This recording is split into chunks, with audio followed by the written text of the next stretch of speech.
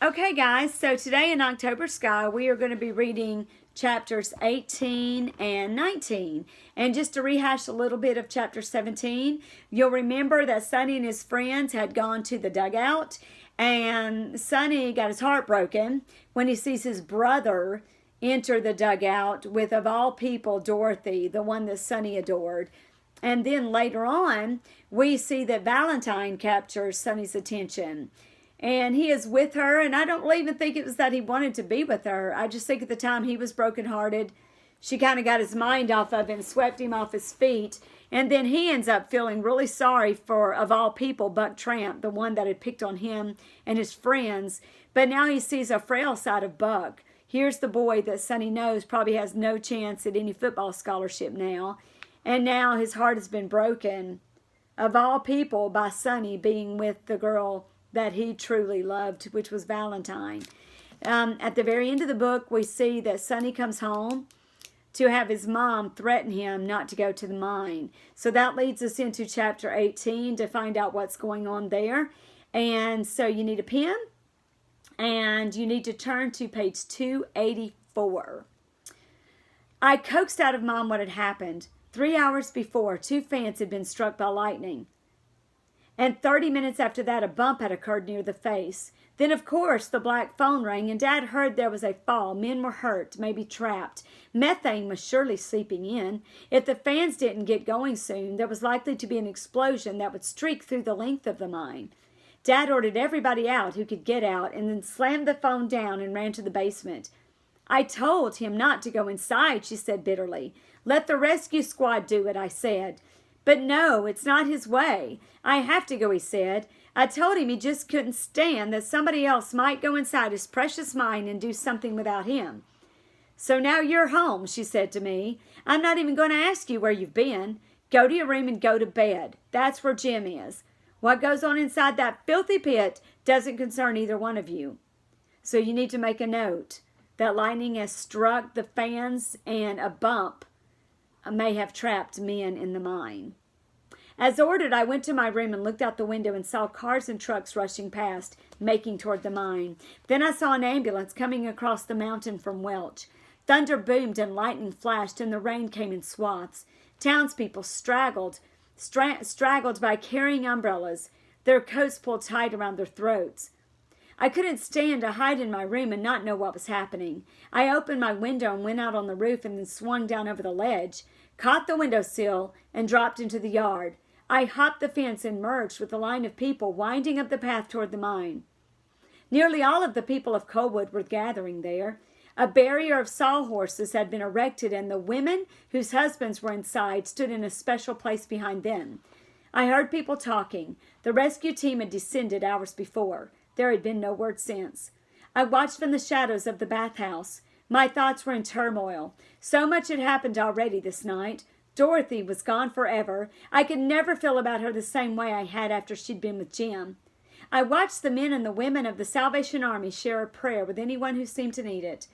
I thought of Valentine, and it gave me no pleasure. My first experience with a girl seemed sad. Valentine had loved me with pity in her heart. Duck waited at the ambulance with its crew, and Mr. Van Dyke watched with a little knot of foremen and engineers from the porch outside Dad's office. Jake was there, too. Little children stood around everywhere with their parents, as quiet and stoic as the grown-ups. A baby wailed behind the sawhorses, and a Salvation Army lady took it and rocked it quiet while its mother sagged in the arms of another woman. The storm quieted, and there was a murmur of excitement when the man-hoist winch creaked and the lift came up.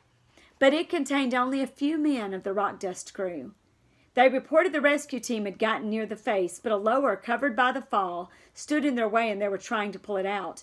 That gave the men in the crowd something to chew over. I ventured over to listen to a couple of wheezing retirees trying to explain everything to Doc. They'll manhandle the rock off that loader, Doc, and then they'll tie on a cable, try to use a motor to pull it out.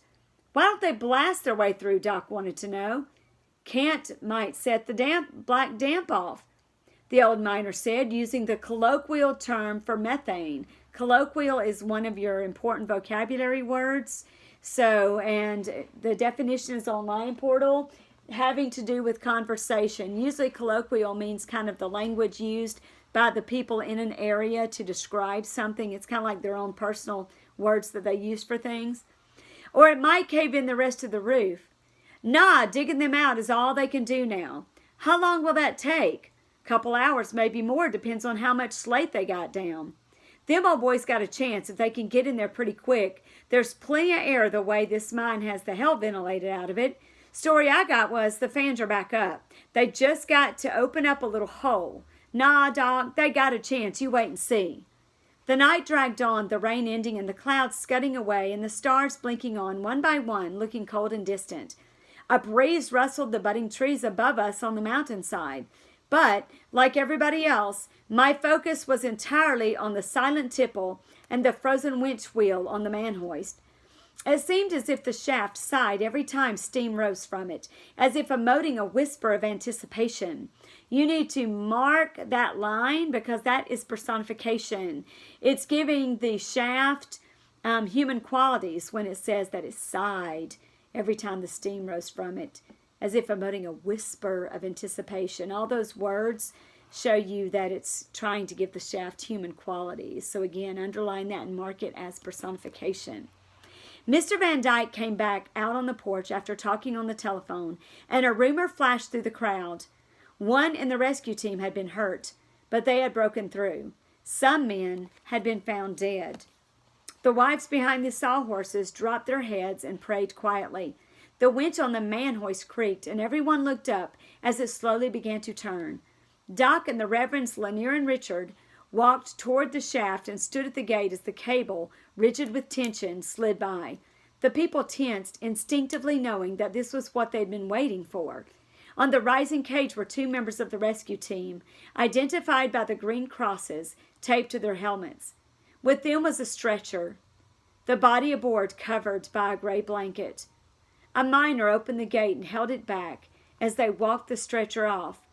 Doc raised the blanket and took off his hat and said something to the wives. A path opened in their ranks, and a woman, her arms wrapped around her old coat as if she were freezing, stepped through it. She walked regally behind the stretcher to the ambulance. When she crossed into the light from the bathhouse, I saw it was Mary Bykovsky. You'll know that was Ike Bykovsky's wife. I couldn't stop the groan that escaped my lips. Please, God, I want this nightmare to end. I started to go to her, but a voice stopped me. No, Mom said, not now. When she came out of the shadows, her eyes shot holes in me. I started to say something to her, probably some cowardly plea for understanding, but before I could, she slapped me as hard as she could in the face. I rocked from it, my cheek burning and tears welling in my eyes from the surprise of it as much as the pain. Her face was twisted with anger. I told you not to come up here, she said. I stood my ground. I was worried about Dad. No, you weren't, she hissed. You don't worry about anybody but yourself. That's the way you've always been, selfish. She turned in disgust and stalked away from me, going into the crowd and out of my sight. And we know that he's not selfish, but the mom is very upset. She doesn't know, what's going on in that mine. She's worried about her husband. And now it just frustrates her that Sonny didn't listen to her because she doesn't ever really want him near the mine. I slumped against the bathhouse, my hand to my cheek, as if it were glued there. My mother's opinion of me kept ricocheting in my brain. Selfish. The ambulance carrying Mr. Bykovsky started up and slowly rolled down the hill toward the road. I watched it and prayed. Make it stop hurting. Please, God, have mercy. Make it stop hurting. My prayer caught in my throat. Mr. Bykovsky's body was in the ambulance, and my prayer had been for myself. Mom was right. I had always been selfish. There was yet another reason to be disgusted with myself. The man-hoist winch creaked again, and the waiting wives shuddered as if cold wind had blown through them. It seemed an eternity, but finally a dozen men came up, their faces black as the night sky. Some of them were being held up by others. A rescue team member stepped out on the ground. He looked at the wives. All alive, he said in a loud voice. All alive? The wives pushed up against the sawhorses and then knocked them over to get at their men. Some fell and picked themselves up, but they kept going. They flew into their husbands, oblivious to the greasy coal smearing their clothes. You can just imagine. They don't care how dirty their husbands are. They're just so thrilled that they're alive. The children crowded around, clinging to their father's legs. Then I saw my father coming off the lift alone. His helmet was gone, and there was a bloody bandage covering his right eye. He walked stiffly to Mr. Van Dyke. The general superintendent came down off the porch and solemnly shook his hand. Then all the rescue squad crowded around Dad, patting him on the back. He duly accepted their accolades and then walked clumsily away as if his boots were made of lead. My mother left the crowd but didn't go to him. She just followed. I think she knew it was important to him that he walk home under his own power. I waited until they were down the hill to the road, and then I followed my cheek where my mother had struck me still on fire. I would make a note that they've said the men all survived, and I would also make a note that Sonny's dad, Homer, he came out safely, but that his eye has been injured. And I definitely would make a note about the response that Sonny's mom had towards Sonny. Mom and Dad were in the basement. I could hear the shower running. When I slipped inside the house and went to my room, I heard them come up the steps and then the sound of bed springs giving as he was let down on his bed. Mom went downstairs. Then the black phone rang. It seemed 10 times louder than I'd ever heard it. Mom came running into the foyer, but instead of picking it up, I heard her tear the phone from the wall, open the front door, and throw it out into the yard. I came out of my room worried that she might hurt herself. The black phone in Dad's room was still ringing. She came 2 steps at a time upstairs and pushed aside Jim, groggy with sleep, and wondering what all the commotion was about. She brushed by me and threw open Dad's door, raised the window in his room, and tore the remaining black phone from the wall and threw it out too. "Go get Doc," she ordered me. I started for the stairs, but Doc had already arrived, stalking into the foyer and up the steps. He said nothing to me, but took Mom into his arms. "It's going to be all right, Elsie," he said. You want to make a note that she ripped the black phones from the mine out of the house. "Since when?" she choked. The two of them went into Dad's bedroom and closed the door. When Doc came out, Jim and I were waiting in the hall. We had said nothing to each other. There was nothing between us to say. I had to put 12 stitches in his forehead, Doc reported. The cable they were using to pull out the loader snapped and hit him in the head. The force of it cracked his helmet in 2. He'll probably lose his right eye. I'll have him over to the hospital tomorrow and we'll know more then. Doc walked to the banister and turned and looked at us. "A dozen men would have died tonight if it hadn't been for your dad. That's something a son should know." So I would make note of that too, that his eye's injured, but I would make a note that the doctor is giving his dad credit for all those men being okay. I followed Doc out to the back gate. "What about Mr. Bykovsky?" I asked. "He was operating the loader that got buried. It was all too much. I couldn't take it anymore." I hung my head and started to cry. Doc put a steadying hand on my shoulder. "What's this?" "It was my fault. Mr. Bykovsky wouldn't have been there except for me. I told Doc the story, and if he hadn't been at the face, he would still be alive." I finished, my voice spastic with choked sobs. I looked up at Doc, meeting his eyes. "Stop your sniveling," Doc hissed. "God Almighty, don't you understand the kind of place this is? The men in this town go in that pit and hold hands with death every day." So I would make 2 notes. Mr. Bykovsky is dead. And here's another example of personification. When they said that men hold hands with death, they're personifying the word death there by giving it human characteristics. I couldn't stop my tears, and they shamed me. They ran in rivulets down my cheeks, dropped off my chin. I hated myself for them. "Ike built your rockets," Doc said resolutely, "because he wanted the best for you, the same as if you were his son. You and all the children in Colwood belong to all the people. It's an unwritten law, but that's the way everybody feels. He walked to his car and climbed inside, started the engine, and rolled the window down. I'm going to tell you what your father would say if he could. Don't let me ever see you act like a sob sister again, or by God, I'll whip you myself. Colwood is no place to be weak, but if you are, keep it to yourself, and get the heck out of here as soon as you can. So notice, Doc is trying to comfort Homer here, and it's true. Ike would have built the rockets no matter what, because he did love Sonny like a son, and he was proud of the fact that he was helping Sonny to achieve something that's going to help him later in life.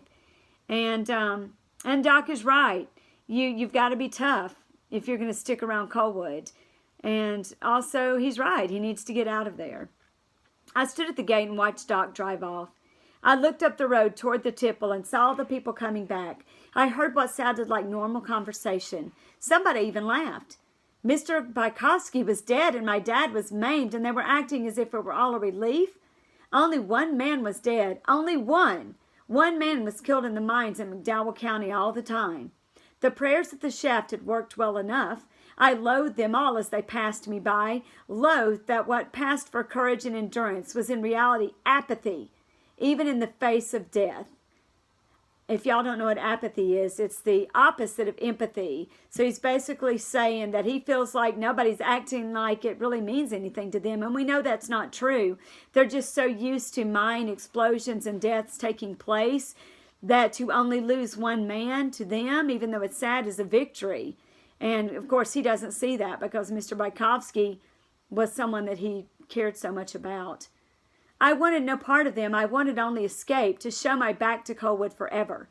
Clyde Bishop, the day shift foreman, passed through the gate as if I weren't standing there and climbed the steps to the back porch. Mom stopped him at the door. I need to talk to Homer, he said grumpily. Something's wrong with his phone. He isn't here, she snapped. Now, Elsie. He isn't here for you, Clyde, and he's not going to be here. Don't try to call him either. I threw the black phones out in the yard, and that's where they're going to stay. Mom drove Dad to the hospital the next day. I sat on the back steps to wait for their return. Dandy sought me out and, perhaps sensing I was sad about something, put his head on my knee. I stroked the soft blonde fur on his head. Occasionally he'd sigh, as if he were deep in thought. After a while, Poteet joined us, sitting at my feet like she was guarding me. We were still there when my parents got back. Dad's head was bandaged, and there was a thick patch over his eye. When he got out of the Buick, he had to lean against it to get his balance. Mom put his arm over her shoulder and took his weight. I rose to help, unlatching the gate for them. Even though she was struggling, Mom kept me away with a glare. I watched my parents go into the house. I flinched when the screen door banged shut behind them, loud as a rifle shot. I wanted to follow, but I couldn't. My feet seemed rooted to the yard. The sound of the screen door hung in the air, as if every door in Colwood were slamming shut in my face, one after the other. So what he's basically saying here is that so many things were happening in Colwood that to him were kind of signs that it was time for him to find a plan to get out of there. That's what he means. Every door seemed to be slamming. My whole life, I'd always been busy with some scheme to make things go my way. Now I knew there was nothing I could do to make things right. Not now, not ever. At that realization, every ounce of energy in me just seemed to drain away. My arms hung limply at my sides. I lowered my head in hopeless shame. Despite Doc's caution, I was about to feel sorrier for myself than I even could imagine. Then, as if some thief had sneaked up behind me and robbed me of everything I'd always believed to be right and holy, I felt a terrible thing. It took me by surprise, and I knew instantly it was wrong, but I couldn't do anything about it. The boy who raised his head and looked around at the ugly old mountains surrounding him seemed far different than the boy I'd been merely moments before. Perhaps my lips didn't curl into a sneer, but they could have. The worst thing I'd ever felt in my life had taken control of me. I felt nothing. So he kind of just feels numb about everything right now. We're now going to move into chapter 19, and that is on page 293. It's titled Picking Up and Going On. It was as if it was as if somebody had reached up inside me and turned off a switch. I felt dull and thick. In the following days, I quit building rockets, quit studying my book, and quit going to the machine shop. I avoided all contact with my parents, never approaching Dad's bedroom, getting up early, and standing in the dark an hour before the school bus came. I was scared, but I wouldn't admit it, even to myself. Had I turned into one of them at last? Had Mr. Bykovsky's death, my fault, no question, and Dad's accident finally got me where I was always supposed to be? Was I finally a good West Virginian? All stoic and solid? Stoic and solid are two of your words. Filled everlasting to my chin with guilt, but not capable of showing it, I considered going to church, just walking inside and dropping to my knees in front of the cross and begging for pain. Christ had felt pain. It was his gift to us, really. Weren't we, his people, supposed to be like him? I detested myself for what I considered the abomination of feeling nothing. And that's another one of your words as well. Mr. Farrow found me walking past the church and made me stop and talk to him. The boys got you another rocket all ready to go. How about you loading it and let's fire it off this weekend? Tell them thanks, but I'm not in the rocket business anymore. I started up the steps of the church and then turned back. It was just another company building. I would have gone to see little Richard, but it was too far, and what was the use? He'd quote scriptures to me I already knew. Jake! My heart leaped with the thought of him. Was there ever anybody who could feel more love of life than Jake Mosby? I ran to the clubhouse, but Mrs. Davenport said he had left for Ohio that morning. I got on my bike and started to ride home, but Mr. Van Dyke hailed me from the steps of his office. I stopped and my eyes downcast, listened while he praised Dad. His courage should be an inspiration to us all, Mr. Van Dyke concluded. Yes, sir, I replied. The good Colwood boy speaking by rote. I'm sure you're right. You know, you've heard the word rote a lot. Rote is kind of like you're just speaking almost from memory. It's just kind of like it's something you do over and over again without thinking about it.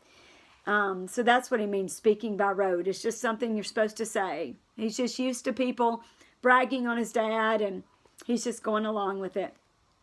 After the general superintendent was through with me, I tried to bike out of town central, but Mr. Dubonnet caught me outside the Union Hall. Sonny, wait up, he called, and then trotted up beside me when I finally stopped. How are your parents doing? Mom's fine, I said politely. And you? I'm very well, sir. More of my learned rote. I'm in a bit of a hurry. Mr. Dubonnet held on to the handlebars. I know what Ike meant to you, but you need to give yourself a break. I'm still in that hurry, sir. He let go. Then I guess you'd best be on your way, hadn't you? I lay in my bed at night and stared up into the darkness. When Daisy May purred, I petted her head but didn't talk to her. I didn't have anything to say. I didn't pray either. I just waited for the night to end. In the mornings I looked at Colwood, and it looked nasty.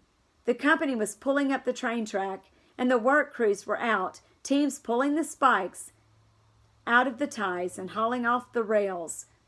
The track bed left behind looked like an ugly black scar slashing through town. So they're pulling out more of the train tracks in Colwood, which is another indication that the business is starting to fade away in Colwood. And as you know, we've looked back on that part of Virginia now in the present time, and sure enough, that mine did go out of business. Without the coal cars, Colwood was no longer covered by a daily pall of dust, but I still saw a gray, ugly crust on everything, and everybody that would never come off. I went to school now, unafraid of bad grades. I wasn't afraid of anything. Roy Lee made other kids move on the bus so he could sit behind me. How's it going, sport? He asked over my shoulder. Going, I said, and then closed my eyes and pretended sleep. I sat alone in the auditorium before classes and at lunch and snarled at Quentin when he tried to sit beside me. Stay away from me, I told him. He leaped up as if I'd kicked him. I saw Valentine and Buck sitting together as if they had everything in the world to talk about. I didn't intrude. She had accomplished her act of compassion. She caught me looking and cocked her head, smiling tenderly. I looked away. Dorothy and Jim walked down the hall toward me, hand in hand. Dorothy tried to talk to me. Sonny? She had to move or I would have walked right over her. What a dope, I heard Jim tell her. Miss Riley made me stay after class. Sonny, I'm sorry about your dad. How is he? Fine. I waited for whatever she had to say to be said so I could leave. She worried over me for a little while.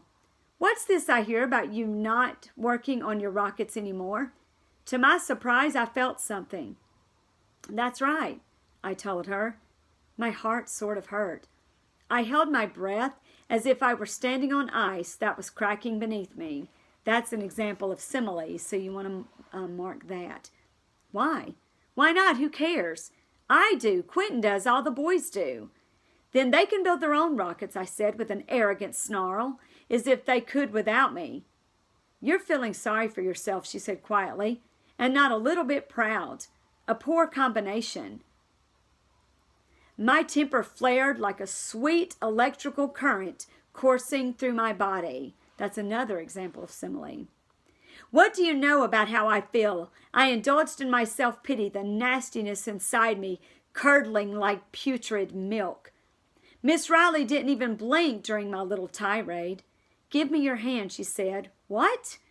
She reached out and took one of my hands, which I found I had balled into a fist. She unwrapped it. Her hand was soft and warm. I knew mine was cold. I had been freezing since the accident.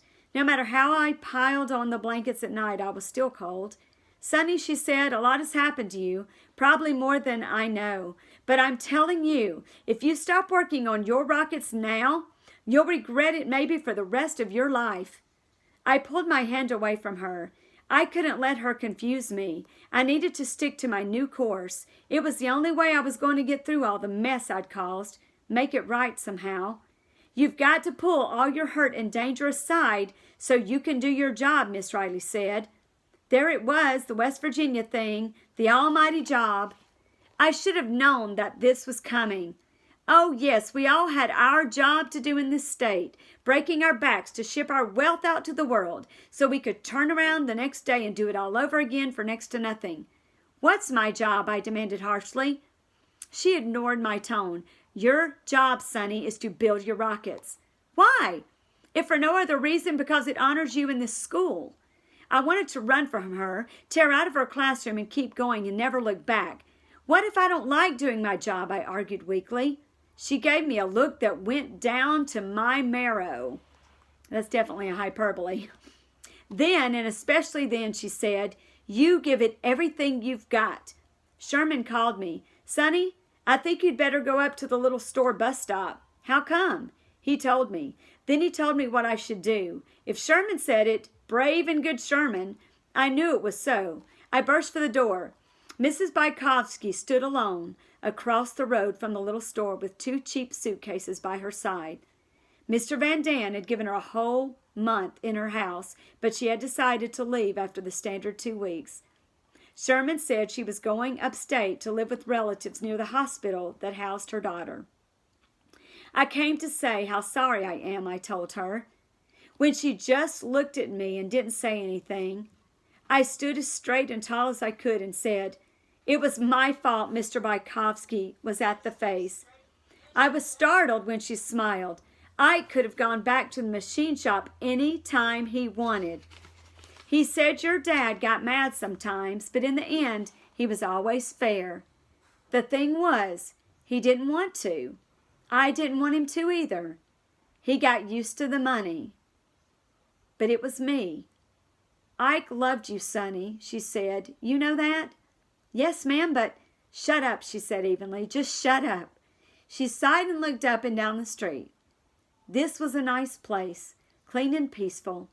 Wish we could have stayed. My heart felt like somebody had put it in a vise. The bus was coming up the road. But things happened, she said. I picked up her suitcases, helped the driver put them aboard. Just don't forget Ike, she said at the door. I won't, I swore, and stood away from the bus. She went to a seat and slid open the window and smiled at me. There's one thing you can do, she said.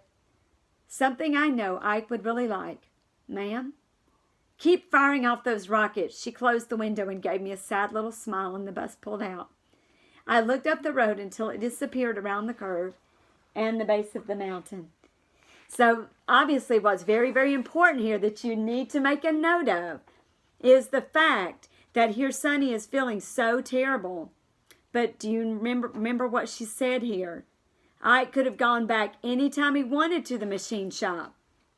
The dad would not, Sonny's dad would not have stopped him, but she and Ike both chose for him to stay in the mine because it was more money. So she is really telling him, you do not blame yourself. And she's going to be upset with him if he doesn't build these rockets, because it would all be to no avail. It would be for nothing if he lets down Ike and he lets down her by no longer building the rockets.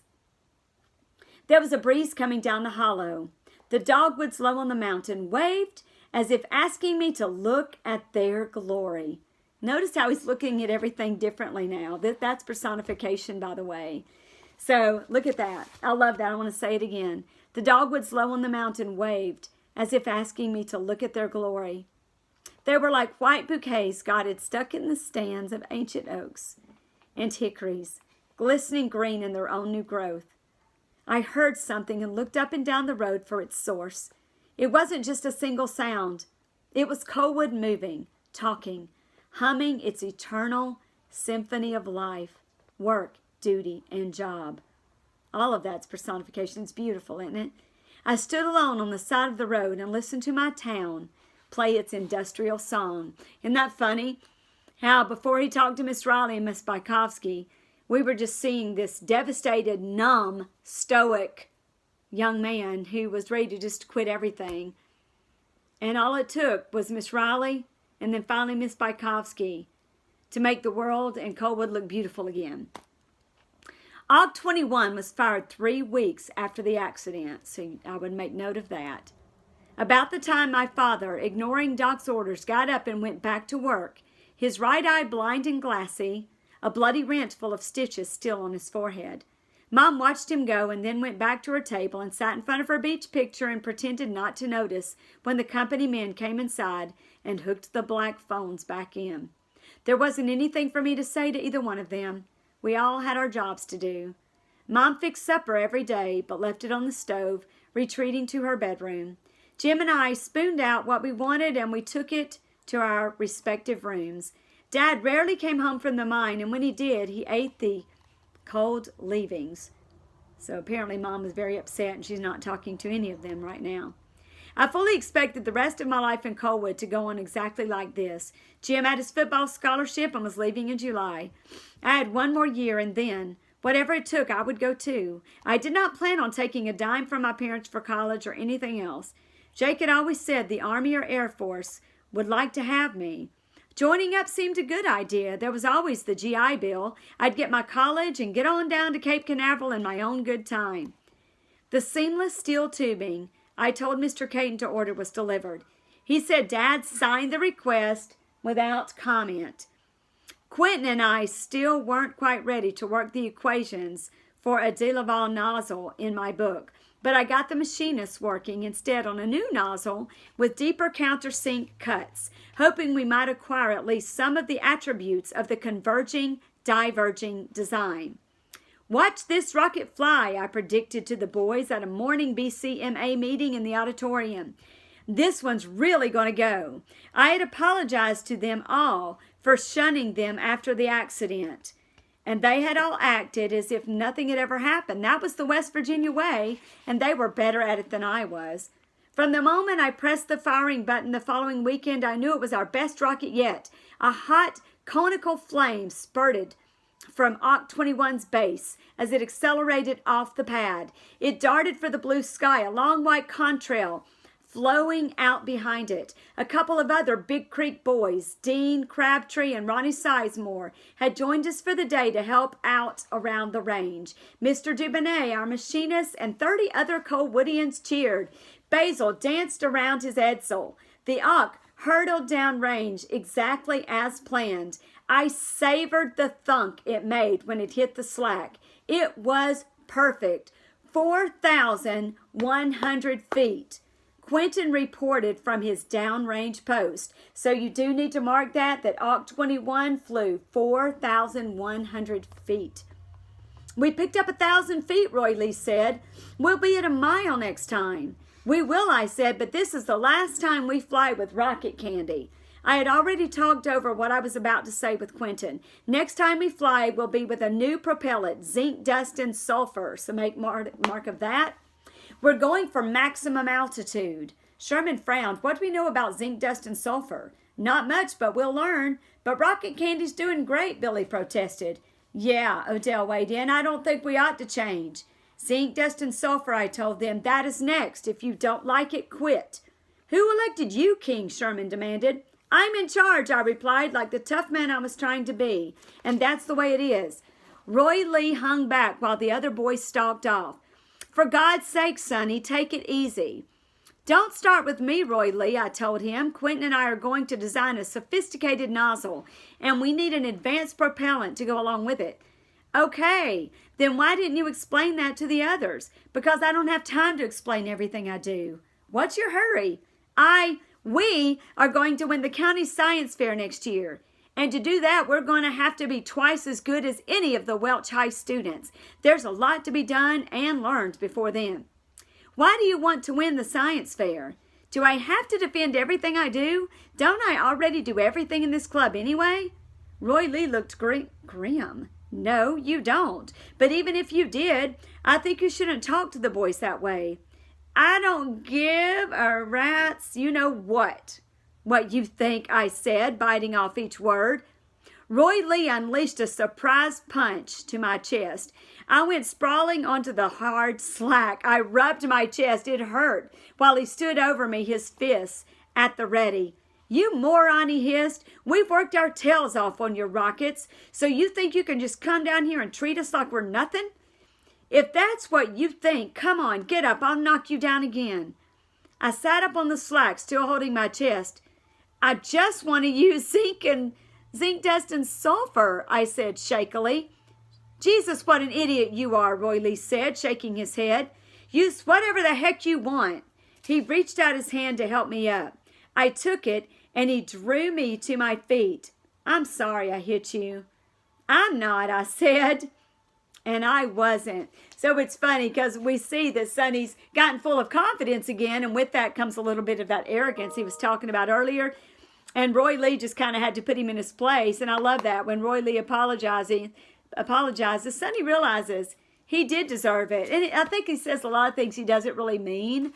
I think he just gets excited and arrogant, and he's he's a leader, right? He's that kind of person. So anyway, that is the end of chapter 19.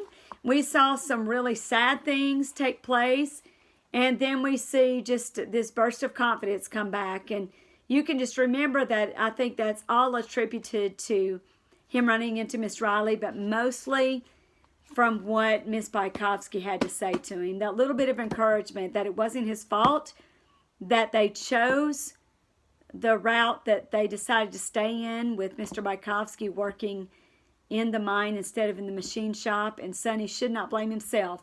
But what he should do is keep on building those rockets, or everything Mr. Bajkowski did for him would be to no avail.